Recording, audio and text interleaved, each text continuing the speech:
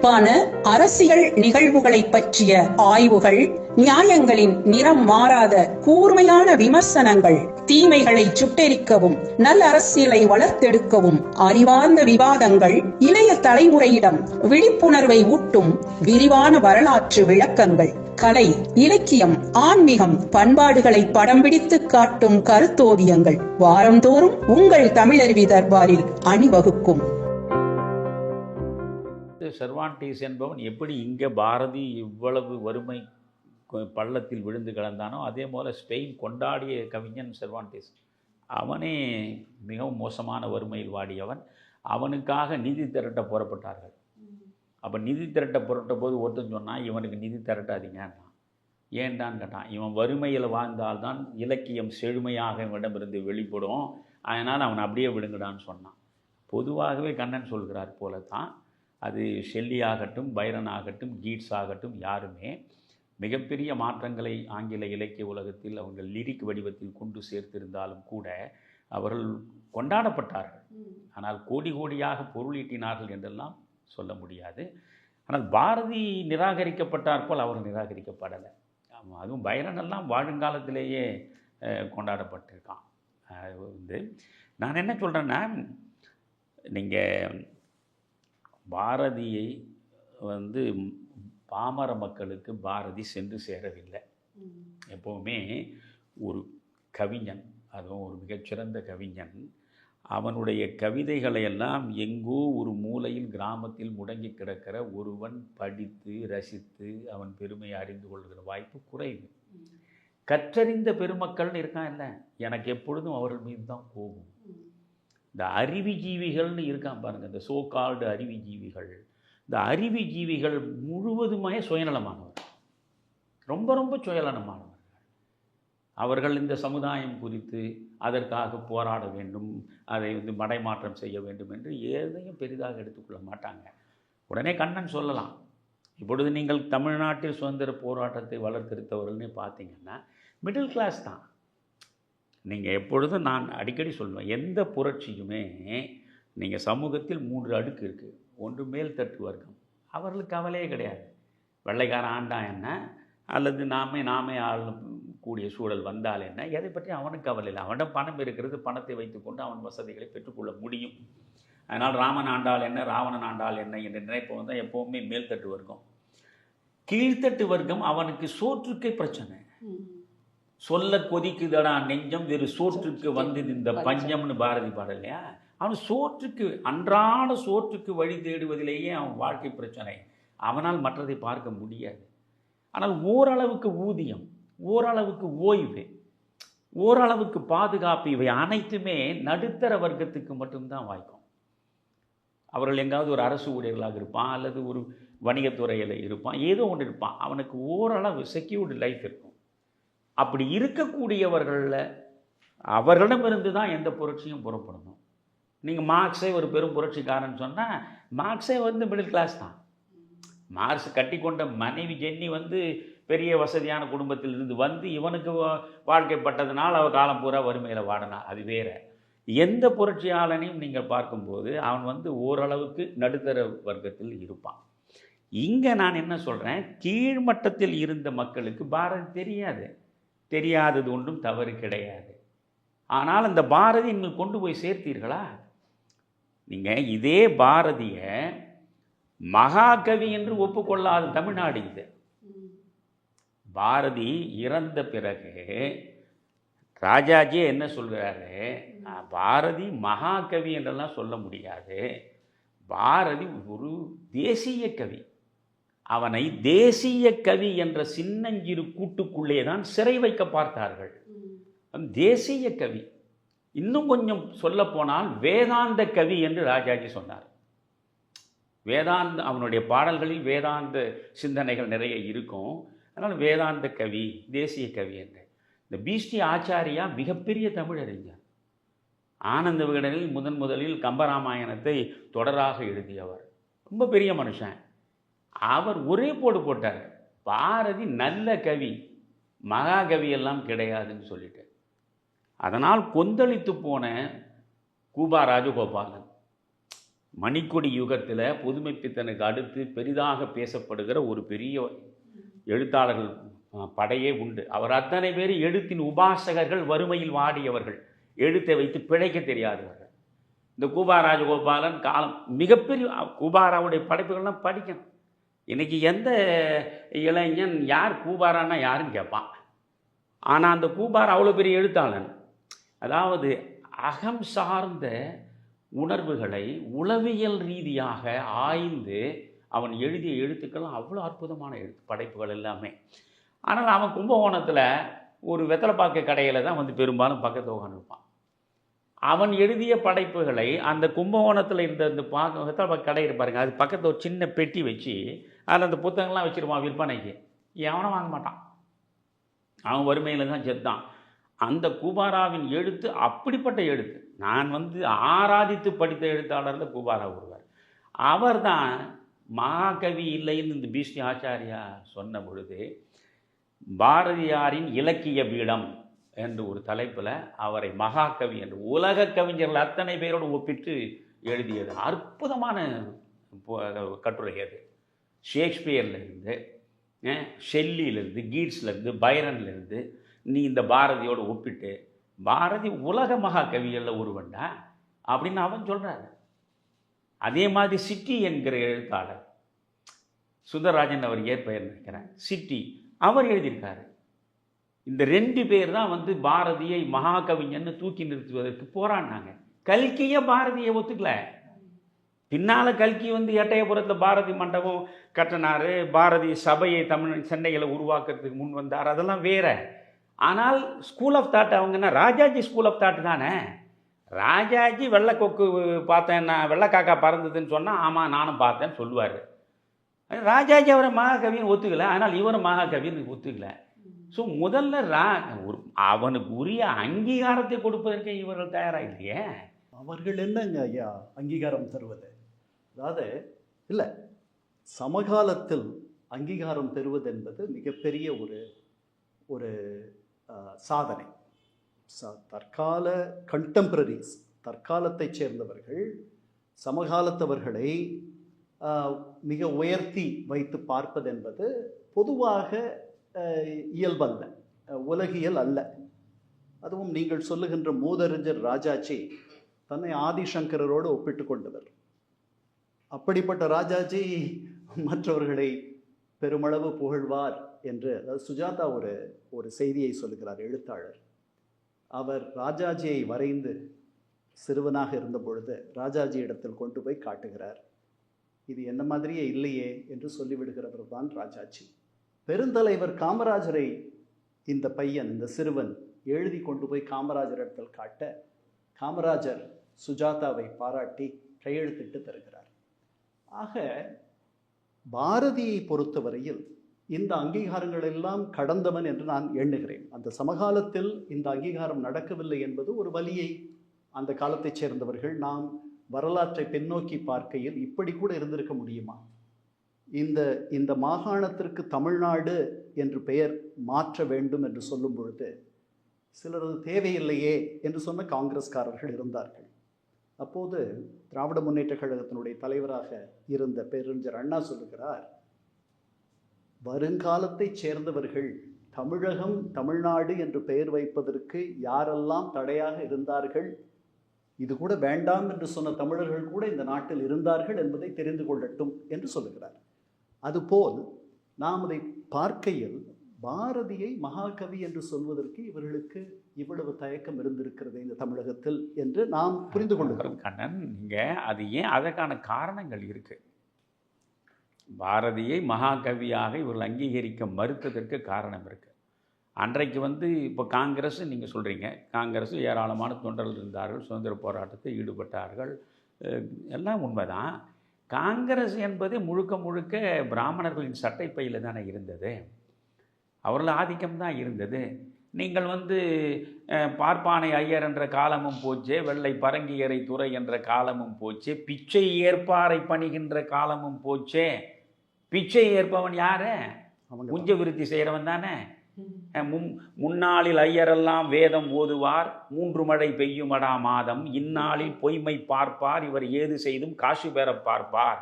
யார் எழுதுறது? இவன் தானே எழுதுறான். பார்ப்பன குலம் கெட்டு அழிவு எய்திய கலிகாலம்னு பாரதி சொல்கிறான். பல இடங்களில் பாரதி இந்த பிராமண மேலாதிக்கத்தை அவன் எதிர்த்து அவனுடைய எழுத்து வேள்வியை நடத்துகிறான். கனகலிங்கத்துக்கு பூணூல் போடுறது, கனகலிங்கத்துக்கு பூணூல் அவரும் ஒரு பிராமணர். அதாவது கனகலிங்கத்துக்கு பூணூல் போட்டதை பற்றி பல பேர் பேசுவோம். ஆனால் அதற்குள்ள ஆழ சிந்தித்தால் தான் ஒரு உண்மை புலப்படும். அவன் கனகலிங்கத்தை வரவழைத்தும் பூணூல் போடுறான். அதே போல் அந்த மாரியம்மன் கோயிலில் இருந்த அர்ச்சகராக இருந்த நாகசாமி நினைக்கிறாங்க, இன்னொரு அவனையும் வரவழைச்சு அவனுக்கும் ஒரு பூணூல் போடுறான். நோக்கம் என்னன்னா, அன்றைக்கு உங்களுக்கு 4 வகை வருணம்னு பேசக்கூடிய பிராமணர், சத்திரியர், வைசியர், சூத்திரரில் முதல் 3 வருணங்களில் உள்ளவர்கள் மட்டும்தான் பூணூல் போடலாம். சூத்திரன் பூணூல் போட அனுமதி கிடையாது, பஞ்சமன் பூணூல் போட அனுமதி கிடையாது. அதற்காகத்தான் இவன் வேண்டுமென்றே நீங்கள் அந்த தாழ்த்தப்பட்ட ஒடுக்கப்பட்ட சமூகத்தை சார்ந்தவர்களை வரவழைத்து அவர்களுக்கு இவன் பூணூல் போடுறான். இவனுடைய நோக்கம் இவனை பார்ப்பனன் ஆக்குவது என்பது அல்ல. நீங்கள் முதல் 3 அந்த வருணங்கள் அமைக்கிற பொழுது நீங்கள் முதல் 3 வருணங்களுக்கு கொடுத்திருக்கிற அந்த உரிமை ஒரு சூத்திரனுக்கு இல்லை, மறுக்கப்படுகிறது. ஒரு பஞ்சமனுக்கு இல்லை, மறுக்கப்படுகிறது. அவர்களை நீங்கள் பூணூல் அணிய செய்கிறான். அணிய செய்தது மட்டும் இல்லை, நீங்கள் ஒன்றுமே இல்லை. பாரதியை பற்றியும் இன்றைக்கு விமர்சிப்பவர்கள் சில பேர் இருக்காங்க. பாரதியை சனாதனின்னு சொல்கிறதும், பாரதியை ஒரு பழமைவாதி என்பதும், பாரதிக்கு எதிராக பேசக்கூடிய நிறைய பேர் இருக்காங்க. அவர்களையெல்லாம் நான் மனிதர்களாகவே நினைப்பதில்லை, அது வேற.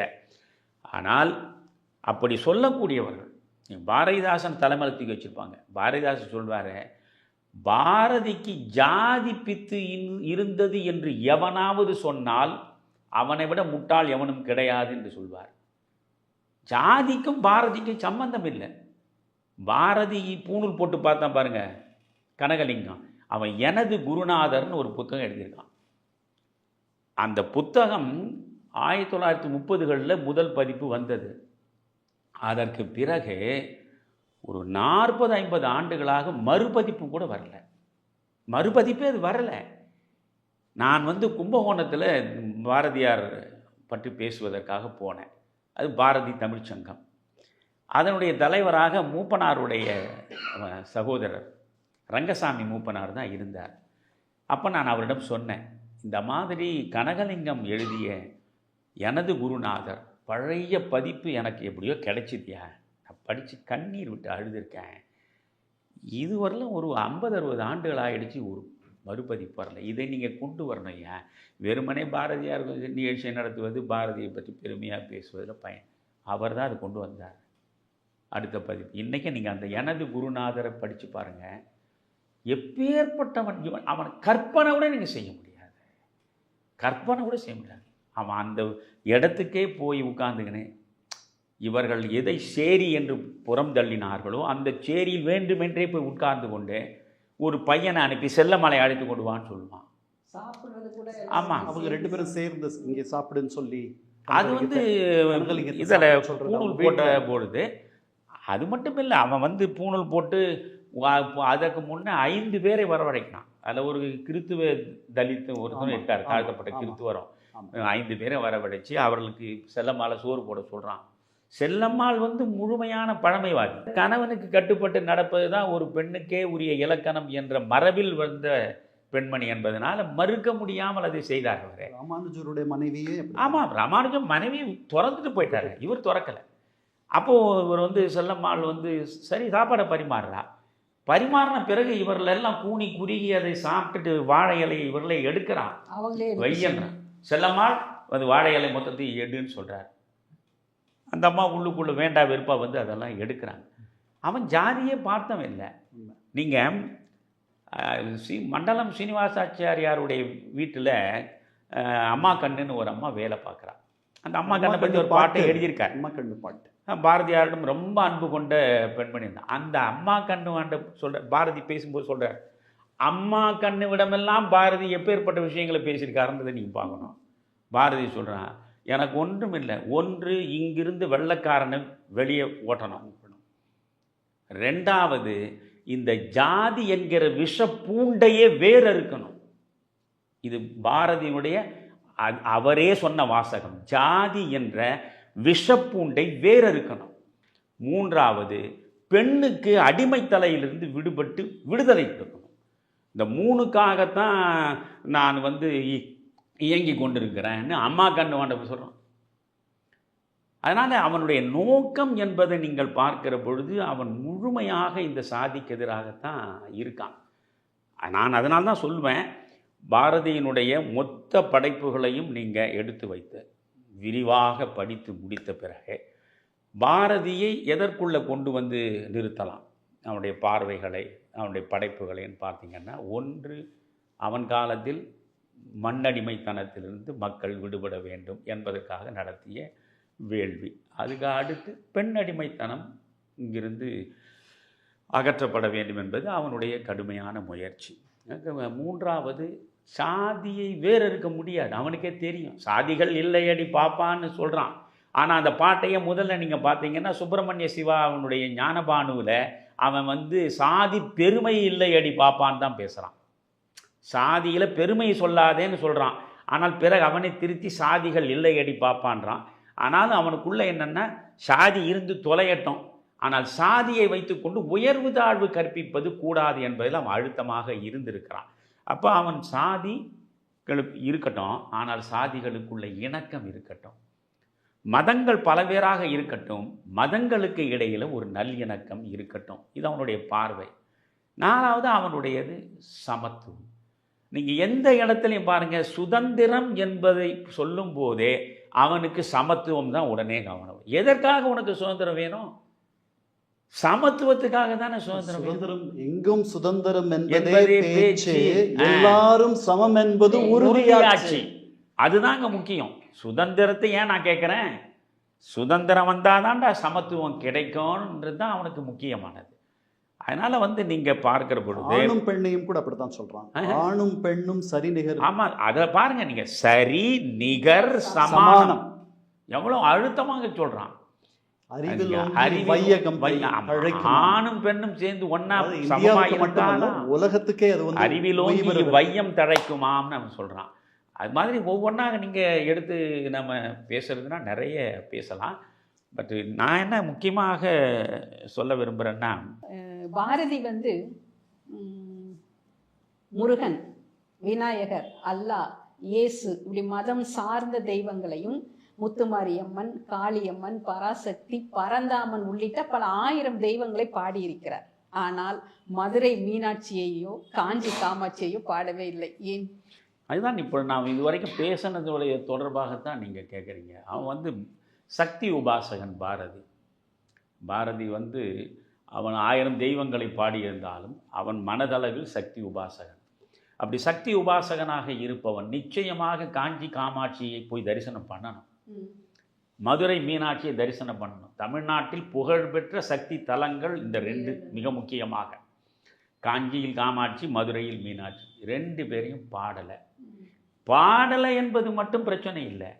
வேண்டுமென்றே அவன் தேசமுத்து மாரியம்மா, உலகநாயகி முத்துமாரி அப்படி 2 பாடல் அந்த புதுவையில் இன்றைக்கும் இருக்கிற அந்த சேரி பகுதின்னு அன்றைக்கு சொல்கிறோம். சேரி என்ற வார்த்தையை சொல்வதே நமக்கு தவறு. நம்ம எந்த வகையிலையும் அதிலிருந்து விடுபட்டு விலகி நிற்கணும். ஆனால் சேருமிடம், எல்லோரும் சேர்ந்து இருக்கும் இடம் சேரி, அப்படி தான் அந்த வந்தது.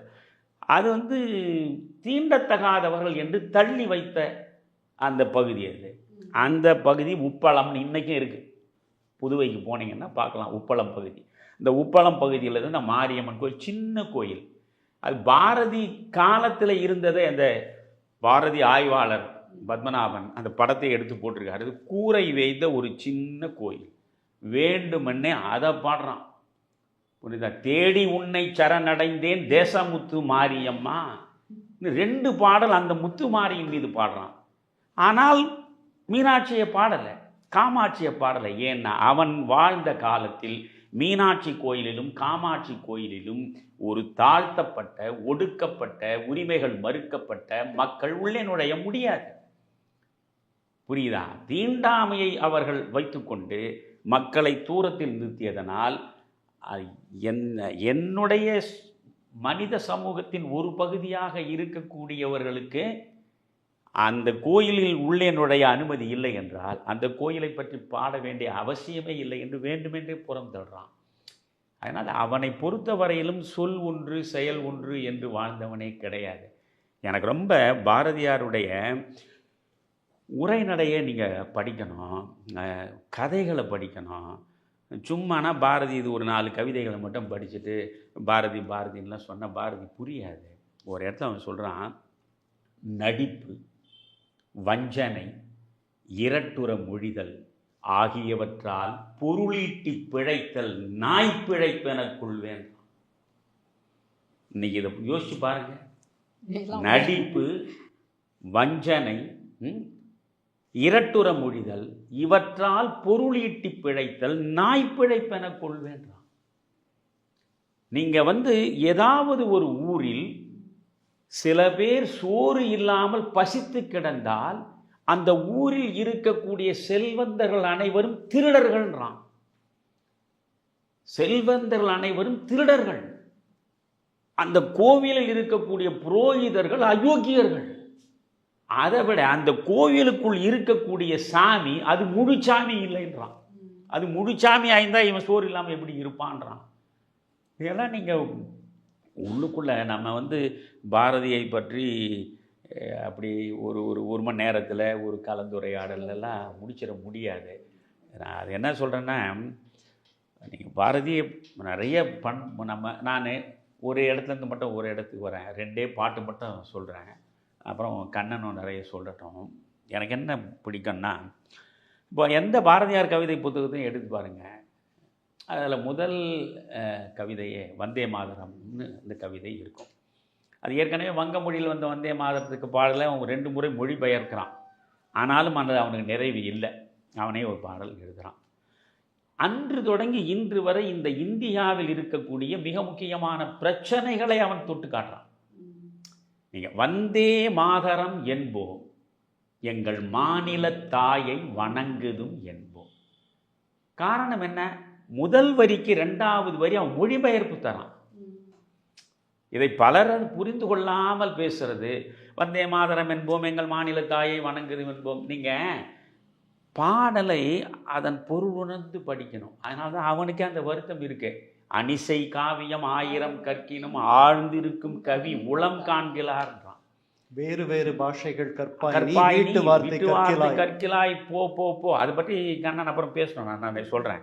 இது என்னென்னா, உங்களுக்கு இந்த முதல் வரி வந்தே மாதரம் என்போம், அதுக்கு என்ன அர்த்தம்? இது அர்த்தமே தெரியாமல் இவ்வளோ பேர் உணர்ச்சி வயப்பட்டு கத்துறான், உரத்த குரலில் கோஷமிடுறான், வந்தே மாதரம்னு சொல்கிறான். பாரதிக்கு வந்தே மாதரம் சொல்றியா, அதுக்கு அர்த்தம் தெரியுமா? தெரியாது. ஆனால் வெள்ளைக்காரனை வெளியேற்றுவதற்கான ஒரு மூல மந்திர கோஷம் இதுன்னு எனக்கு தெரியும். அப்போ பார்க்கலாம், இந்த பொருளறியாமலேயே இவ்வளவு உணர்ச்சியை இந்த மந்திர சொல் கொண்டு வர முடியும் என்றால், பொருள் உணர்ந்து இதை இவன் ஒலிக்க தொடங்கினால் இன்னும் எவ்வளவு உணர்ச்சி கூடும். அதற்காகத்தான் வந்தே மாதரம் என்போம். அதுக்கு என்னடா அர்த்தம்னா, மகனே எங்கள் மாநில தாயை வணங்குதும் என்போம். தேசபக்தியை தெய்வ பக்திக்கு நிகராக கொண்டு போய் நிறுத்திய மனிதன் தான் பாரதி. தேசபக்தியை தெய்வ பக்தி ஆக்கிட்டான். தெய்வ பக்தியை பின்னால் தள்ளிட்டான், தேசபக்தியை முன்னால் கொண்டு வைக்கிறான். சரி, இதுதான் பாரதியாருடைய கவி சிந்தனை. முதல்ல வந்தே மாதரம் என்போம், எங்கள் மாநில தாயை வணங்குதும் என்போம்னு சொல்லிட்டு எடுத்ததும் அவன் என்ன சொல்றான்? ஜாதி மதங்களை பாரும், உயர் ஜன்மம் இத்தேசத்தில் எய்தினராயின் வேதியராயினும் ஒன்றே, அன்றி வேறு குலத்தினராயினும் ஒன்றே.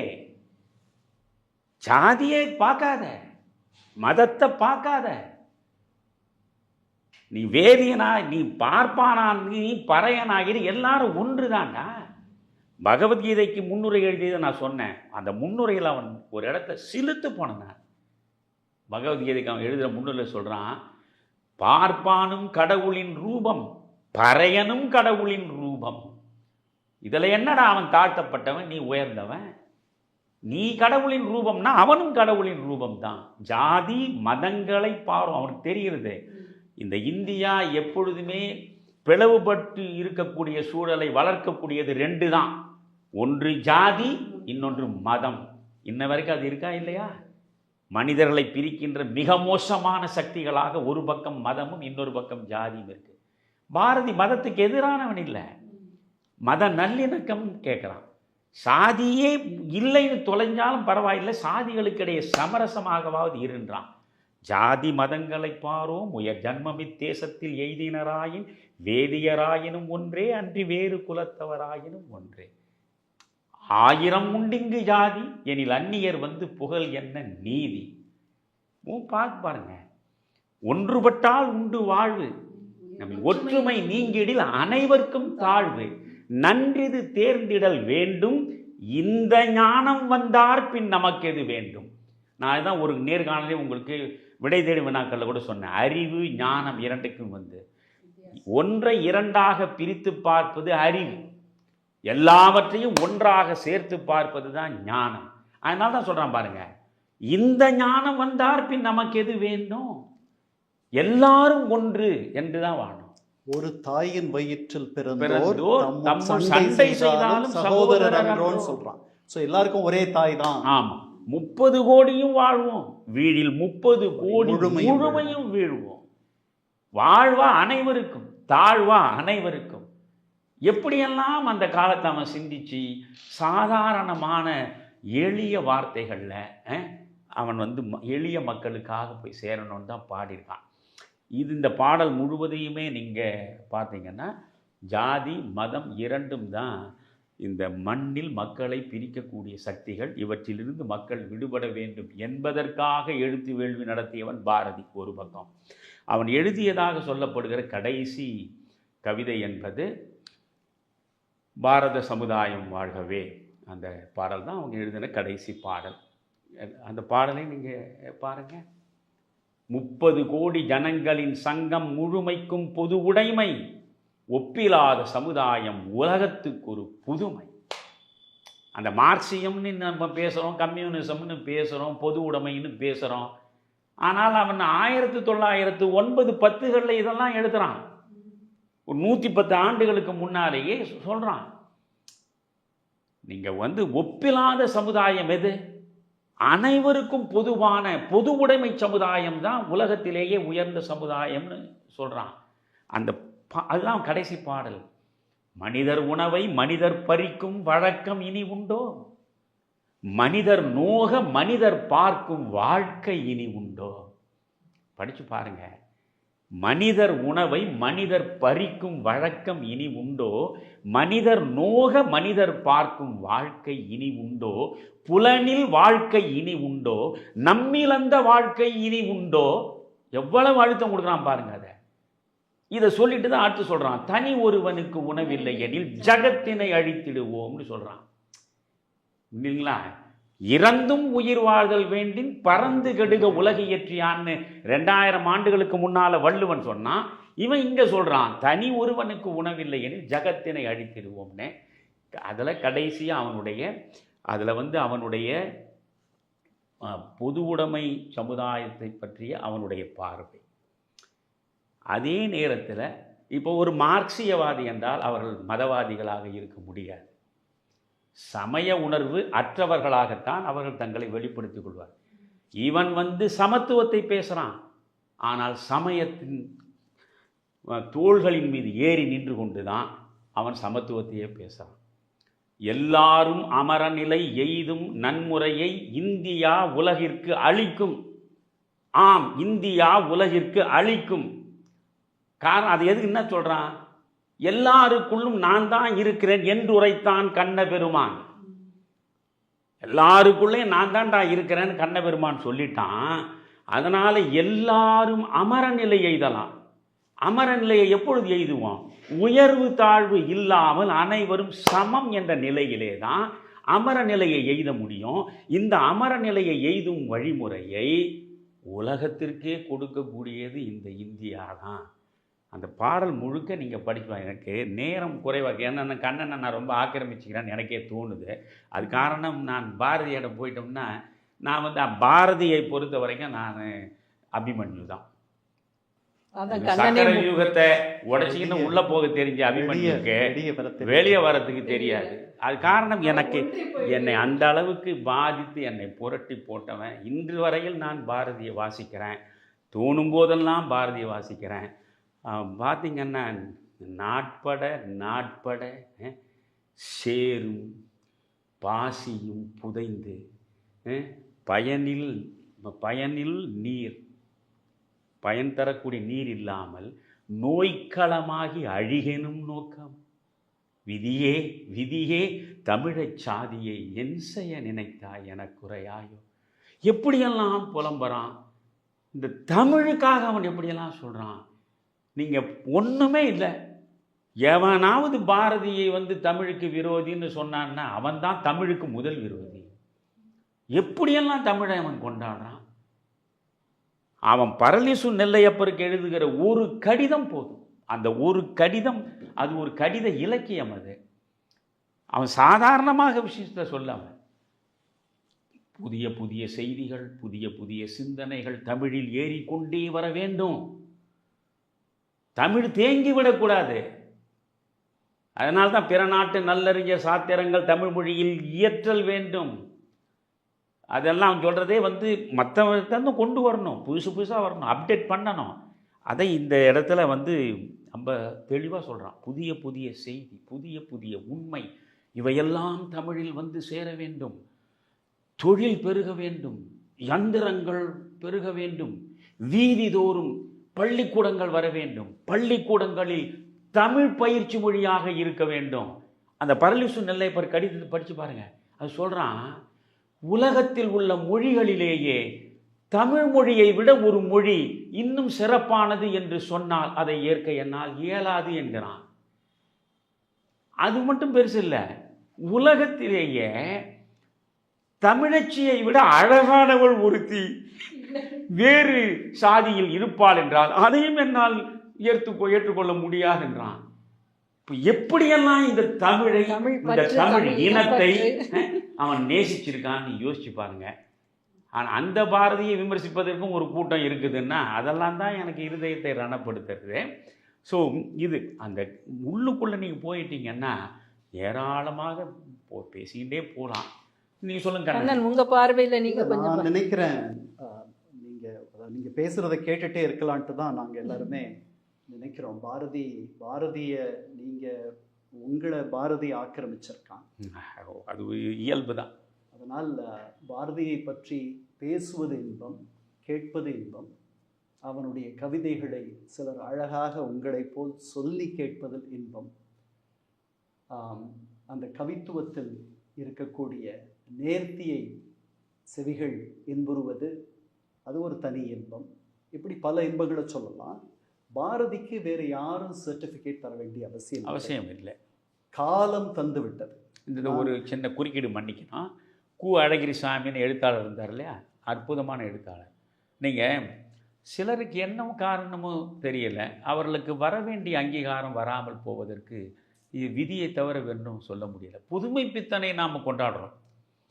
புதுமை பித்தன் வாழ்ந்த காலத்தில் இன்னொரு பாரதி மாதிரி தான் வறுமையிலே அவன் செத்து சீரழித்தான், அதை விடுங்க. ஆனால் புதுமை பித்தனை கொண்டாடுறோம். நம்ம தமிழில் வந்து சிறுகதைக்கு வந்து புதுமை பித்தன் தான் பிதாமகன் என்று போற்றுறோம்.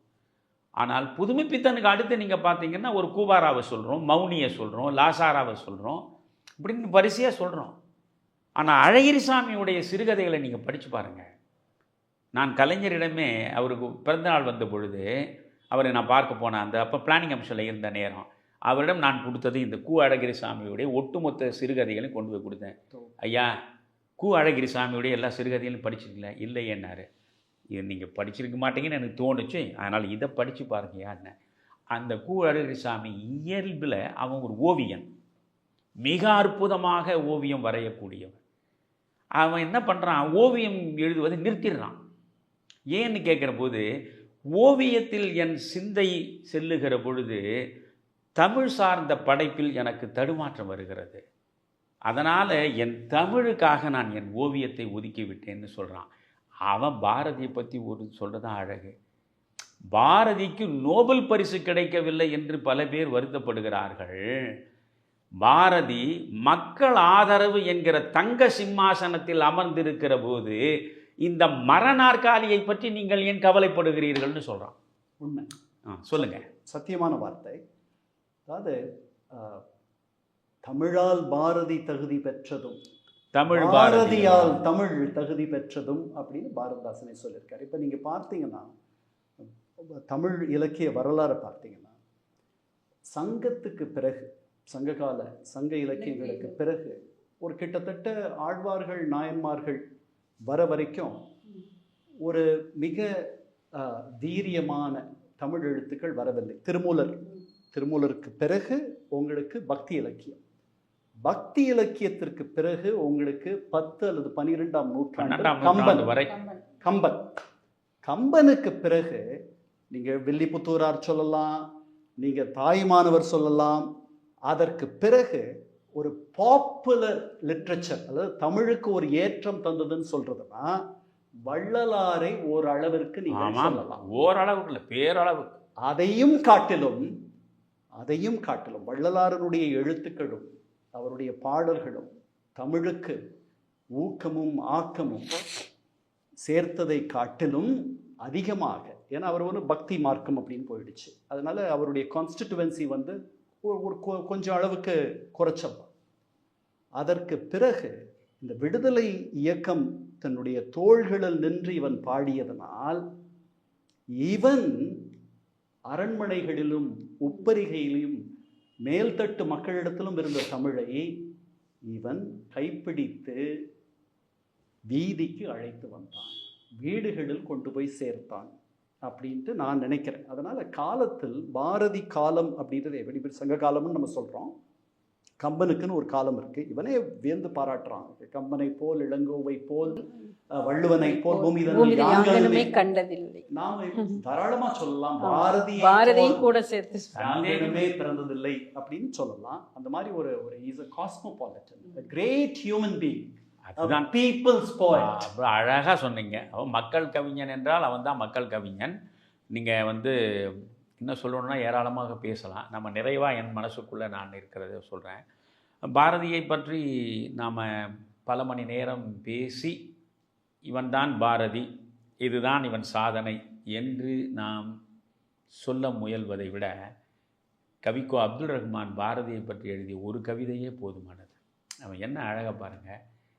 எட்டயபுரத்தில் இரட்டை பிரசவம், ஒன்று நீயும் புதிய தமிழும். அப்போ நீ பிறந்தாய், நீ ஏடெடுத்து எழுதத் தொடங்கினாய், அப்பொழுது தானடா புதிய தமிழே பிறந்தது. எழுத்தாணிகளால் சிலுவை அறையப்பட்ட கவிதை பெண்ணுக்கு மறு உயிர்ப்பு அளித்தவன் நீ. ரெசரக்ஷன். எழுத்தாணிகளால் சிலுவை அறையப்பட்ட கவிதை பெண்ணுக்கு மறு உயிர்ப்பு அளித்தவன் நீ. கவிதை பெண்ணின் கரங்களை அலங்கரிக்க நீ அணிகலன்களை தரவில்லை, ஆயுதங்களை தந்தா என்றான். அதை விட கடைசியாக சொல்வது, உன்னுடைய கவிதையைப் போல் உன்னுடைய வாழ்க்கையும் அழகானது. அதனால் வாழ்க்கைக்கும் வார்த்தைக்கும் இடைவெளி இல்லாமல் கடைசி வரை பயணித்த பாரதி, அவன் அனுபவித்த கசந்த பல்வேறு செய்திகள் நம்ம வந்து பரிமாறிக்கொள்வதுன்னா நமக்கு கண்ணீர் விட்டு அழத்தான் தோன்றும். அவ்வளவு ஒரு மிகச்சிறந்த மனிதநேயம் கொண்ட, மனிதர்களுக்காகவே எங்கேயோ ஒரு ஃபிஜி தீவில் கரும்பு தோட்டத்தில் மக்கள் வாடுவதை நினைத்து இவன் கண்ணீர் விட்டு அழுது புலம்புறது, இப்படியெல்லாம் எழுதுவதுன்றது அந்த சிம்பத்தி எம்பத்தி தான். நீங்கள் தான் பேராசிரியர் ஆகிடுச்சு. அதனால் அந்த எம்பத்தி உள்ள கவிஞனாக நாம் பாரதியை பார்க்குறோம். யூனிவர்சல். ஆமாம். அதனால் பாரதி இப்போ நம்ம பேசியதுடைய நோக்கம், இனிமேலாவது இன்றைய இளைய தலைமுறை இந்த பாரதியின் பக்கம் கொஞ்சம் பார்வையை செலுத்த வேண்டும். இங்கே வந்து கவிதைகளில் அவன் செய்த புரட்சி என்பது ஒரு பக்கம். அவன் கதைகள் எடுத்தாலும் இன்று வரையிலும் விடை காண முடியாத வினாக்கள் அது ஒன்று. தமிழில் சிறுகதையை முதலில் எழுதியது வாவேசு ஐயரா பாரதியாரா? இன்று வரை இதில் நம்மால் விடை காண முடியல. இருந்தாலும் வாவேசு ஐயர் எழுதிய குளத்தங்கரை அரச மரம் தான் முதல் சிறுகதை அப்படின்னு நம்ம அதுக்கு ஒரு முற்றுப்புள்ளி வச்சுட்டாங்க. ஆனால் பாரதி அவன் இந்த 40 புத்தகங்கள் போடுறது சொல்கிறான் பாருங்கள், இந்த முயற்சி எடுக்கணும், 10,000 போடணும். அப்போ அதில் ஏன் அதெல்லாம் நீங்கள் தயவு செய்து படிக்கணும் கண்ணன். அவன் ஆங்கிலத்தில் எழுதுனான் அத்தை. ஆமாம், அதை அது நிறைய நண்பர்களுக்கு ஆங்கிலத்தில் எழுதியிருக்கான். அந்த ஆங்கிலத்துடைய மொழிபெயர்ப்பையும் ரொம்ப அழகாக போட்டுருவாங்க. நான் எழுதியிருக்கிற இந்த படைப்புகளில் உலக தரம், ஆமாம், அந்த அழகு, அந்த அதில் இருக்கக்கூடிய நயம், அதனுடைய வார்த்தைகளில் உள்ள சௌந்தரியம், இப்படி ஒவ்வொன்றாக இந்த தமிழ் சமூகம் ரசித்து ரசித்து பருக வேண்டும் என்கிற தாகத்திலும் தவிப்பிலும் தான் இந்த புத்தகங்களை நான் கொண்டு வர விரும்புகிறேன் அப்படின்னு சொல்கிறான். தன்னுடைய படைப்பை அதை வச்சு அவன் காசாக்கணும்லாம் நினைக்கல. தன்னுடைய படைப்பு தமிழ்நாடு முழுவதும் மக்களிடம் போய் சேர வேண்டும், மக்கள் அவை அனைத்தையும் படிக்க வேண்டும், அவை அனைத்துமே மக்களுடைய மனோநிலையையே மாற்றி அமைக்கக்கூடிய ஒரு சூழலைத்தானே உருவாக்கும். அதனால் பாரதியை பற்றி பேசுவதென்றால் நிறைய பேசலாம். ஆமாம், நீங்கள் என்ன சொல்கிறீங்க? ஆமாய்யா, இது ஒரு சில மணி நேரங்களில் பாரதியை பற்றி நம்ம பேசி ஒரு முடிவுக்கு வர முடியாது. காலந்தோறும் பேசினா கூட பேசிக்கொண்டே இருக்கலாம். ஆனாலும் இந்த இடைப்பட்ட குறுகிய காலத்தில் உங்களுடைய இருவரின் கலந்துரையாடல் மூலம் பாரதியை பற்றியும் அவருடைய படைப்புகளில் பற்றிய பல செய்திகளை, சுவாரஸ்யமான பாரதியின் மனக்கிடக்கைகள் என்னவாக இருந்தது, அவருடைய வாழ்வியல் சூழல் எப்படி இருந்தது, அவருடைய அந்த தேசப்பற்று, இப்படி எல்லாத்தையுமே இன்றைக்கு இருக்கின்ற இளைஞர்கள் மத்தியில் கொண்டு சேர்க்க வேண்டும் என்ற எண்ணத்துடன் நீங்கள் இதை செஞ்சுருக்கீங்க. இந்த இலக்கிய பகுதிக்கு நேயர்கள் நிறைய ஒரு ஆதரவை கொடுப்பாங்கன்னு நினைக்கிறேன். உங்கள் இருவருக்கும் என்னுடைய மனமார்ந்த நன்றிகள். மிகச்சிறப்பாக எங்கள் இருவரையும் இயக்கிய உங்களுக்கு நன்றி வாசுகி. நன்றி. நன்றி.